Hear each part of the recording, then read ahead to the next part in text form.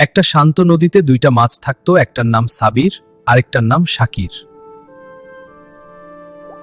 আমরা যা পাই তা আল্লাহর রহমত। কেন আমাদের জীবন তো অনেক কষ্টের। কিন্তু একদিন তারা যেই নদীতে থাকতো সেই নদীতে জেলেরা জাল ফেলল। ও মা গো, জাল জাল এসেছে। শাকির শান্ত হও, এদিকে আয়। কিন্তু আমরা আটকে গেছি। আমি জানি, চিন্তা করিস না, আমরা একসাথে আছি। আর তখনই শাকির ভয় পেয়ে বলল, সব শেষ, আমরা মরে যাব। শাকির শান্ত হও, এভাবে হুট করে কিছু হয় না। কিন্তু আমরা এখান থেকে বের হতে পারবো না। ধৈর্য ধরো, কেউ না কেউ এসে আমাদের বাঁচাবে ছায়। কিন্তু সাবির শান্তভাবে বলল, বিশ্বাস রাখো, আল্লাহর উপর তিনিই রক্ষা করবে। হঠাৎ এক ঢেউ এলো, জাল ছিঁড়ে গেল, আর তারা দুজনেই মুক্ত হয়ে গেল।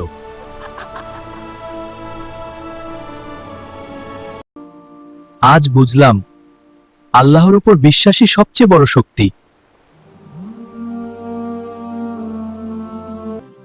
প্রিয় বন্ধুরা, আরও মজার ইসলামিক গল্পের জন্য আমাদের চ্যানেলটা সাবস্ক্রাইব করতে ভুলো না।